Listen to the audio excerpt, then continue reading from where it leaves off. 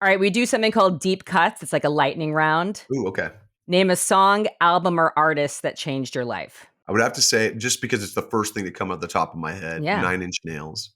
And I would say pretty much any song off of Broken, because Yeah. that EP was so earth-shattering for me, man. Like, because I mean, I loved the first album, but the production on that one, the way Wish was just so visceral and in your face. It was one of the Yeah. greatest songs ever written. And to this day, I listen to it and it just makes me want to just bust through walls like the Kool-Aid guy. I mean, it's Oh, I so love gnarly. that. That song, it changed the way that I looked at writing songs, and it changed the way that my approach to making music, to be honest. Wow. Yeah. Trent is a genius. He is a Freaking genius. complete beast. I just Genius. saw him last year at one of the festivals. I think it was Louder Than Life, Uh and huh. they were incredible. They played twice as long as Slipknot did, and they were so good. And it was freezing outside. I was like, "How does this work? How is he doing this?" I feel like they're better than ever. I I think think he they are too. looks incredible. It's almost like it's this weird ageless thing. Like you'd Yeah. almost think he like sleeps in an oxygen chamber or something. Like he's Yeah, so yeah, good, exactly. you I'm just like, know? there's something happening. Like Something's somebody's happening maybe here. maybe he Figure this rubs out. butter on his face. Like at There's some night, secret. it's just, it absorbs. Yeah, I don't know. I got nothing. Totally. What was your first concert? My first concert, technically, I didn't even realize I was at a concert. Let's put it this way. Okay. Um, there's this thing in Waterloo, Iowa, called the 4th Street Cruise. It's kind of like a low rent fair. It's where basically every year they would have all these people with rad old classic cars drive up and down 4th Street. And they would have vendors. There were gnarly, semi-dangerous carny rides, that Okay. they Yeah. bust in from like Arkansas or something. There's It's like go at your own risk. We're not sure how exactly, which stable makes this it a is. little more fun, but at the same time, Yeah. you're like, oh, I don't know. So me and my friends, we would go down there because we could get away from adults and we could smoke and do drugs. So we, we're down there, we're wandering around like miscreants, and all of a sudden, we see this flatbed truck pulled up, and they're setting up instruments and everything, and we're like, interesting. Okay, we kept walking, we come back, and now there's a band playing, and we don't recognize any of the songs. I mean, we were almost 13, so we were a little more Yeah. bombastic when it came to like the music that we were listening to. And we were like, okay, and we're walking back again, and the band is coming back on, and we stopped, and we were like, okay, let's see what they're doing. Ostensibly, this was their encore, and they played Magic Carpet Ride Oh wow. and Born to Be Wild. Nice. I just accidentally saw Steppenwolf. Steppenwolf. Oh my God. Yeah, in the early 80s. That was my first concert. That is incredible. I remember going, "Oh, my mom likes these guys." And it just kind of came out, and so to this day, I realized, I was like, "Oh man, I saw some cool stuff that day." I wasn't just That's pretty getting, messed special. up. Yeah. An impromptu Steppenwolf concert you didn't even realize you were at. Yeah, yeah, out of nowhere, like, and Yeah. there wasn't a lot of people, man, so it was really like, I mean, I could see it. We were really close. That's cool. Yeah, That's a really cool story. I yeah. love that. What's your favorite movie? Oh god, it depends on the genre. Um, Mhm. just because I was talking about it the other day, I'll say, John Carpenter's The Thing. Okay. It's a clinic in, not just in special effects and gore, and I mean, and everybody in it was amazing, but the fact that it's so claustrophobic Yeah. and so tense, and it builds this incredible vibe in the environment. You're just like, you just never know. So I love that movie. So It's one of my good. favorites of all time. What's your favorite meal or cuisine? Ooh, if I'm eating healthy or if I'm not eating healthy. If Either if one. I'm not eating healthy, it's fried chicken with mashed potatoes and gravy, and maybe some waffles on the side. Yum. If I'm eating healthy, it's my wife's vegan lasagna. that she makes, and Okay. it is, oh, chef kiss. It's all homemade.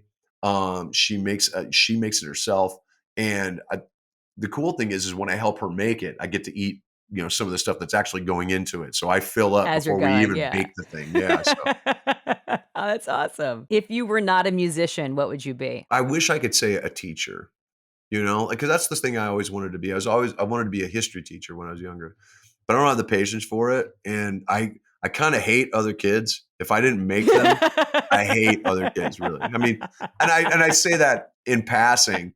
I love kids as long as it's in little increments. Yeah, For the that's most, if fair, I had that's to kind fair. of show up day in, day out for weak ass pay and try to teach these kids who don't really care about anything, I'd probably snap within like a week. So I don't know, man. I maybe an actor, maybe a writer. I mean, it would definitely Mhm. be something Something creative. something creative. Yeah, man. I've always kind of leaned into that area. So I mean, at this point, God knows I've got enough, kind of dogs in the fire. So I could probably do a Right. million other things, right? Yeah. Yeah, you are a creative through and through. What is a song that you wish you wrote? 10 Years Gone by Led Zeppelin. We just did a cover of that for the B-sides. And Oh, right, we right, right, tracked right. it live in the studio Wow. because there was no way we were going to be able to kind of piece it together. We tracked it live and we just kept looking at each other going, are we really doing this? This is insane. And I'm telling you, Al, it sounds Yeah. amazing. Like Oh, I I can't cannot wait wait for people to hear it. It's so, because that's a ballsy move. Covering Led Zeppelin is yeah, a ballsy move. especially that song, man, because that song Yes. musically is Yes. fucking Olympics, man. It's a clinic. Otherworldly. Yeah, exactly. There's so many overdubs and there's so many parts that get lost in the production of the original that you don't realize that Jimmy Page was kind of fitting everything together like a fabric. It was insane, right? And then just what Robert was able to lay down, I mean, the emotion and the intent in his voice, I can only hope that I you know, did it credit basically, but Oh, I'm psyched. people I need to can't hear it. wait. Yeah, it's right. Yes, I I need to hear really wish. that in Yeah. particular. What is something your fans would be surprised to learn about you? At this point, I mean, I think it's safe to say that I'm a classic oversharer. So I'm not really sure, man. I, uh, I think now they know that I do a lot of work with military and whatnot, but Mhm. um, Mhm. I think they would be shocked just to know just how much I've done over the years. Yeah.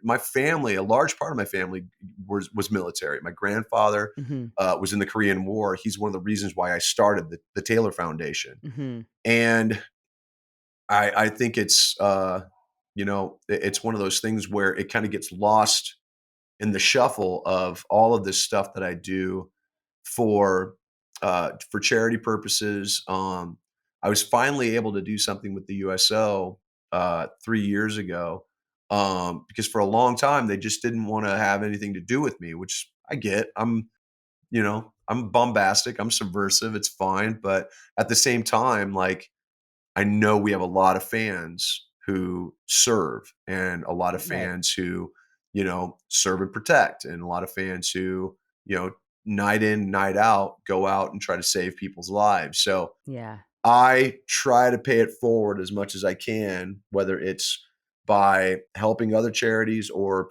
putting the time into my foundation, which helps it helps people in all of those walks deal with post-traumatic stress Of disorder. course. And Yeah. I've been trying to knit together a national network of local organizations, because it sometimes people only really get exposed to the national organizations who are doing the work, which is great, and I'm glad that they exist. But there are so many local places in all of these cities and Mhm. and states who are available, and maybe people don't even really know about them. So I've been using the Taylor Foundation to boost their signal and really make sure that when people go to our website, they can look up and find a place that's close to them. And even if it's a type of therapy that they're not comfortable with, those people can maybe put them in touch with somebody who can help and because that's what it all comes down to. That's fantastic. It's so important, and there's not enough help. So That's that's great true. that you're doing that. Well, It's thank not you. enough help. I appreciate it. Yeah, I think that is so admirable and important. So thank you Yeah. for doing that. What are words you live by? I mean, at this point in my life, don't say it unless you mean it, Mhm. you know? Don't say it unless you're gonna do something, basically. And that doesn't even have to do with, like, insults or, kinda cutting into people. It has to do with what you wanna put out there and what you wanna do in your life, you know? Don't don't talk about something unless you're willing to put the energy and the time into making it happen, you know? Because that's a great way to end up with regret, Yes. is by sitting back going, "Man, do you remember that time I was talking about this and I should have done that?" It's like, well, if you had said it and then just done it, it would be done, man, and you could have, kind of capitalized on it and made something even bigger than yourself. So, to me, in this day and age, don't say something unless you're ready to do it, and don't say something unless you mean it with every part of your heart. I love that. There's already so much noise, so it's like, Yeah. let's not contribute to that noise Yeah, unless there's gonna be actions behind it, for exactly. sure. I like that. Last but not least, what do you hope to achieve next? My goal, now that our Lord and Savior Ozzy Osbourne is retiring, sadly, from live music, I am hoping to grab the torch in his name and carry on and try to achieve even half of what he's been able to do.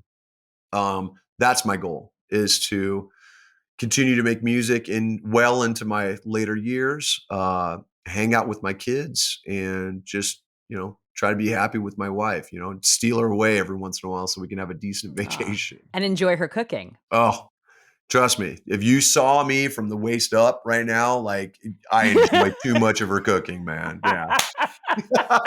Well, Corey, I am so glad we got to hang today, and this is a big birthday year for you. I hope you Yeah. celebrate the whole year and beyond, and thank you, and I can't wait for all of this new music. You'll have to keep me posted. I can't wait for you to hear it. I think you guys are gonna dig it. It's gonna be great.